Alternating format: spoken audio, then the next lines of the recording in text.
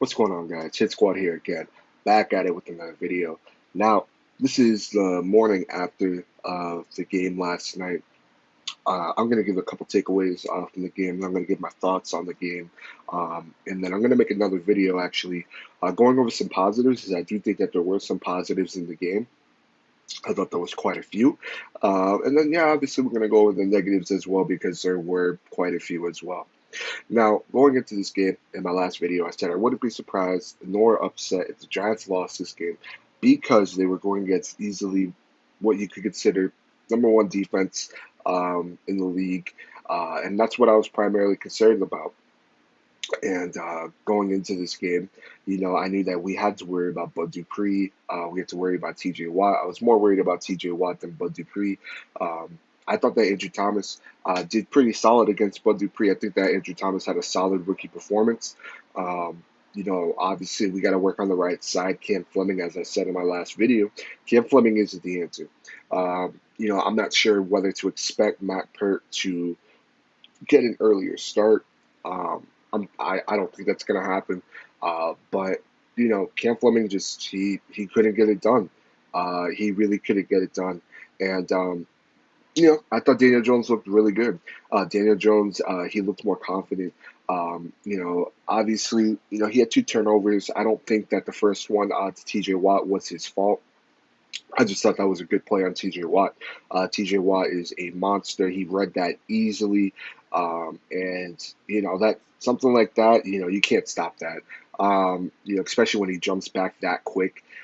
So I don't blame him for that. The second interception, that's something that Daniel Jones got to work on. Throw it out of bounds.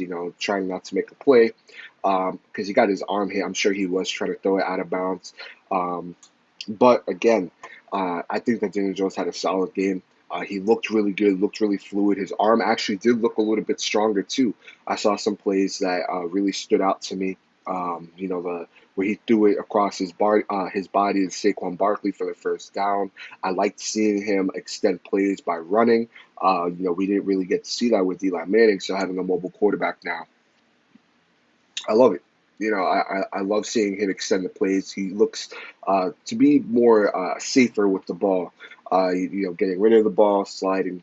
Knowing when to get rid of it, which was Daniel Jones's biggest issue last year. You could definitely tell that he worked on protecting the ball, working on his fumbling skills.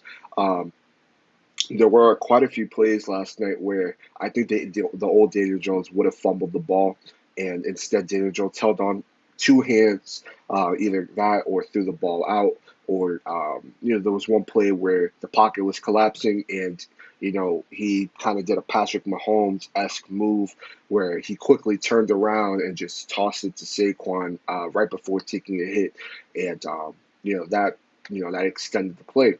But there were a lot of things on this team that I wasn't really a fan of. Obviously with Cam Fleming, the secondary was an issue with Corey Ballentine.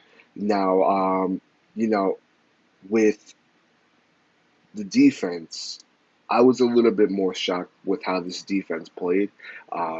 They looked more relentless. They looked more, I want to say, disciplined. I thought that Corey Ballentine looked somewhat solid. Obviously Juju Smith-Schuster is, he's a good receiver. And we were able to develop some form of a pass rush in the beginning of the game, the first two quarters. It seemed that after halftime, the team was a little bit gassed, which I get it. I completely understand. But it was nice to see, Lorenzo Carter all over the field. He seemed to be in the right place at the right time. It was it was nice to see Leonard Williams get his first sack. Last year he had half a sack, and now he has more than what he had last year. So that was nice to see. But you know what? I'm not all that upset about the loss. Pittsburgh is a good team.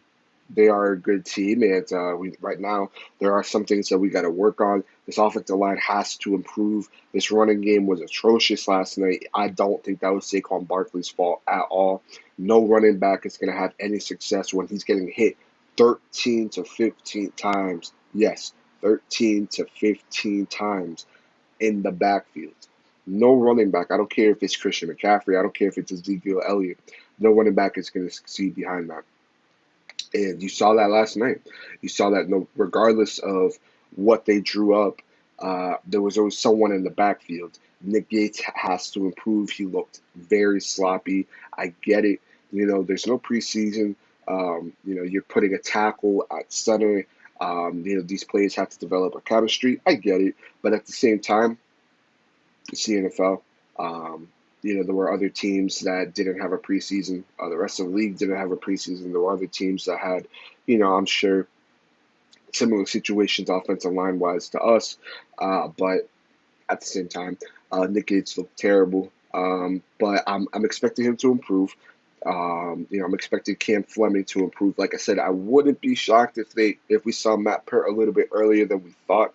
But at the same time, T.J. Watt is a monster, and we are going to be going some of the best. We are going to be going against some of the best defensive lines in the game, and that does concern me. It concerns me with the health of Daniel Jones. It concerns me with Saquon Barkley. I want to see Saquon Barkley have a better game, and I think that I think something like this, it's good to kind of look at, see where you can improve on, and take it into next week against Chicago. But again, I'm not too upset with the loss.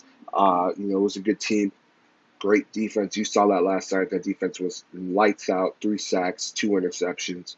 And the Giants just got to improve. We got to be patient with this team. This is a young roster. This coaching staff. They're coaching with each other for the first time like this. So we just got to be a little bit patient and just take it week by week. I still have us going 8-8. I'm still feeling good about this team. I like what I saw last night. There were a lot of positives. Believe it or not, I'm going to make a video on that, just showing you some of the positives that I found in this game, offensively, defensively, and some negatives, because there were definitely a lot of negatives. But let me know what you guys think below. What were your thoughts on the game last night? What were some players that stood out to you, and what do you think that some things that we could improve on? Like I said, offensive line has to improve. That's only going to help Daniel Jones and Saquon Barkley. Darius Slayton looked good too. It was nice seeing him get 2 touchdowns. That connection on that 40-yard touchdown looked amazing. Daniel Jones's arm looked amazing. That was a beautiful spiral. I loved it. But yeah, this team just really has to improve. Let me know what you guys think below. Hit squad out.